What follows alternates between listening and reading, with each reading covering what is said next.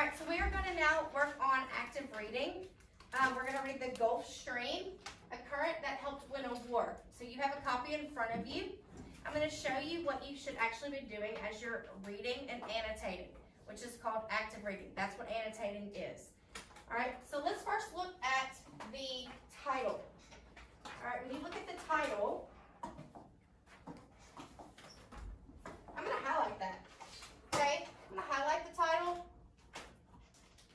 Go ahead and highlight that so that you can read. Okay, and that kind of just sticks out. All right, a current that helped win a war. When you hear that, what do you think? Marcus, what do you think? I think that the ships probably traveled along the current until it got there faster and was not invaded very long. Okay, Blake, what do you think? I think the current, like, it went to the continent where the war was happening, and it just soaked all the opponents. Okay, so maybe it took them to where they needed to be for war. All right, well, that makes me question, how does that happen? Okay, so I could write, before we ever get started, I could write over there and say, how does an ocean current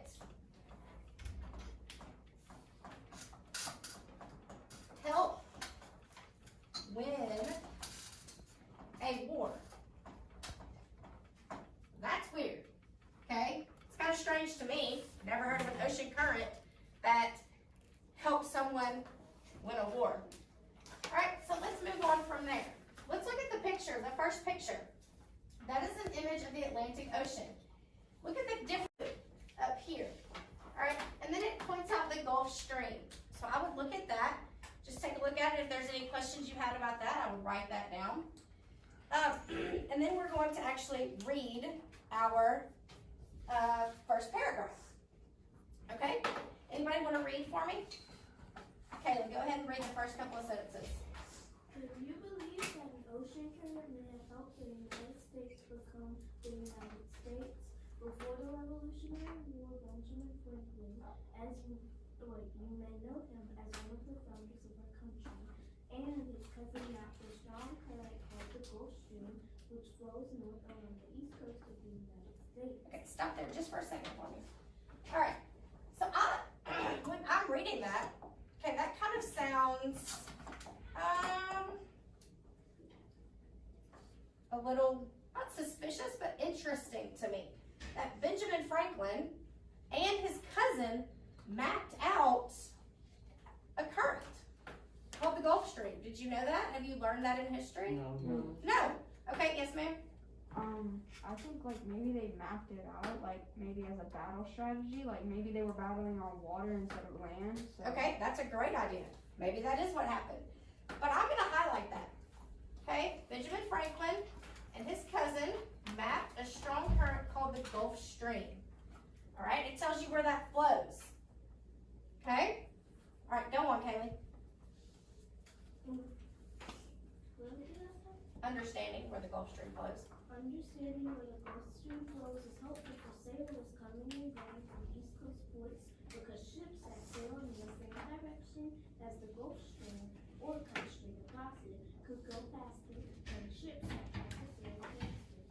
Some people have even claimed that this knowledge of the Gulf Stream might have helped America win the Revolutionary War because American ships were able to travel around the area more quickly than British ships. Great job. Thank you, Kaylee. All right, does anybody have any questions about that? When you look at that, when you see that paragraph, any questions you might have, that would be Blake? Why do we not learn about it in history? Why did you not learn about it in history? Maybe you just haven't gotten there yet. I'm not sure. So people have claimed that this knowledge of the Gulf Stream might have helped America win the Revolutionary War. Okay, so that's just something maybe too that I would highlight. That the Gulf Stream might have helped America win the Revolutionary War because the ships were able to travel around the area more quickly than the British ships. So, did we just answer our first question that we thought about? All right, so that's our deeper thinking question. When you look at certain sentences or your even pictures, you need to start thinking about deeper meaning questions, deeper thinking questions. What does that mean? What can it lead into? All right, those types of things. So I want you now to read the rest of the passage, and you are going to annotate and think of deeper questions as you're reading. I want you to write those out to the side. As you're reading, write them out to the side of your paragraphs, okay? And I'm going to walk around and look at what you've got. So you can take mine as an example. And then as you read, highlight, write out your questions that you're thinking about. Remember, deeper thinking. How did this happen? What caused it to happen? Those are questions that you can ask as you're going through.